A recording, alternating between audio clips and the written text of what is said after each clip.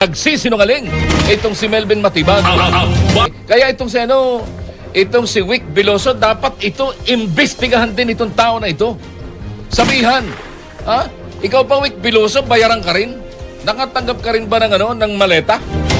O bakit nagpapagamit ka? Obvious nangyari yung insidente, alas 6, tapos Diyos ko, kahihina naman itong mga tao na ito, gagawa din lang ng letter. Di pa ginawang May 12 ang request. Ikaw, Wick Veloso, pinasusweldo ka ng taong bayan, mahiya-hiya ka sa balat mo. Magsabi ka ng totoo. Abante Pilipinas! Yung kanilang pagbubukas, yung palusot nitong sinungaling na NBI.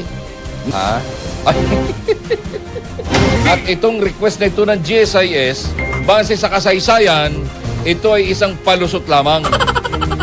Kaya ikaw, Wick Veloso, pinasusweldo ka ng taong bayan, mahiya-hiya ka sa balat mo. Alam mo, ay ilalantad pa rin ng Panginoon ang anumang kawalang-hiyang ginagawa ng mga masasama. Diba? Gagawa at magkakaroon ng pagkakataon. Ay, kaytanin nyo yan. Nakakahiya yun. Hindi nagbuka, kundi lumabas talaga ang katotohanan. Nagsisinungaling itong si Melvin Matibag. Kinuwestiyon ni Senador Amy Marcos ang naging desisyon ng ombudsman na suspindihin si Senate Sergeant at Arms Mau Aplasca matapos ang insidente ng gulo at putukan sa Senado. Ayon kay Marcos, hindi dapat si Aplasca lamang ang managot sa nangyari sa loob ng Senado. Giit niya, dapat ding silipin ang naging papel ng ibang opisyal na sangkot sa insidente. Partikular niyang binanggit si NBI Director Attorney Melvin Matibag na niya nagbigay umano ng magkakaibang pahayag kaugnay sa kanyang konfrontasyon sa Senado. Dahil dito, sinabi niyang dapat ding isaalang-alang ang posibilidad ng pagsuspinde rito habang iniimbestigahan ang kaso. Matatandang inamin ni Aplasca na siya ang unang nagpaputok sa loob ng Senado bilang umano'y warning shot laban sa mga ahente ng National Bureau of Investigation sa gitna ng tensyon noong araw ng insidente. Abante Pilipinas! Ma'am Amy, baka nakikinig ka. Oo, wag mo nang guluhin si Matibag. Hindi man matibag yan, maniwala ka. Kasi pagka tinibag ni Baby M yan, ng utol mo, baka may ibang matibag, baka may tumagas na kung ano. Ha? Kaya hindi matibag yan. Kaya lang ay kawawa naman si Aplasca. Gumanap lang sa kanyang tungkulin. Sabi nga ng mga eksperto, tama lang ang ginawa ni Aplasca sapagkat may tungkulin si Aplasca na ipagtanggol ang Senado. Diba?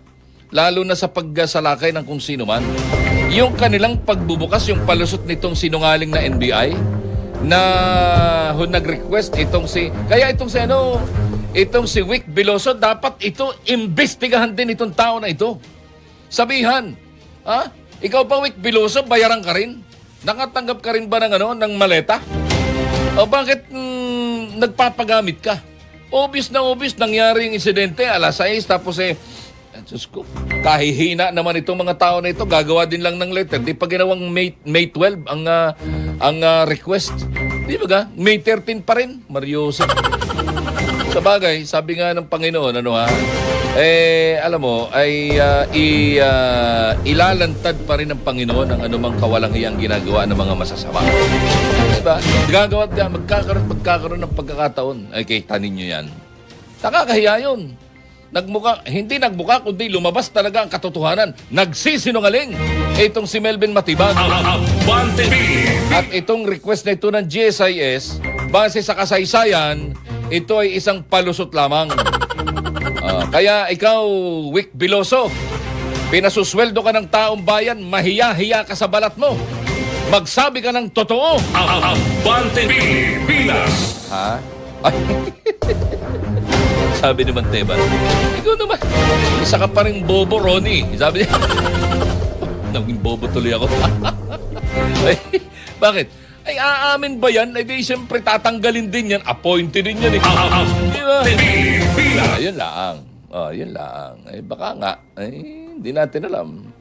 Pero alam nyo, ewan ko lang kung gaano katitibay ito mga ito pag konsensya na ang kumausap sa kanila. Ronnie Ramos, Abante Pilipinas. Nagpasalamat si Manila City Mayor Francisco Isko Moreno Dumagoso kay Senator Bam Aquino. Ito'y matapos matiyak ang makasaysayang 1.34 trillion pesos na pondo para sa edukasyon sa ilalim ng 2026 National Budget. Sa flag ceremony ng lokal na pamahalaan ng Maynila, dumalo si Senator Bam Aquino kung saan inihayag nito ang pagpapatayo ng 600 bagong silid-aralan sa Maynila na pupundahan mula sa nasabing budget kabilang ang 67.9 billion pesos para sa 25,000 na mga bagong silid-aralan sa buong bansa.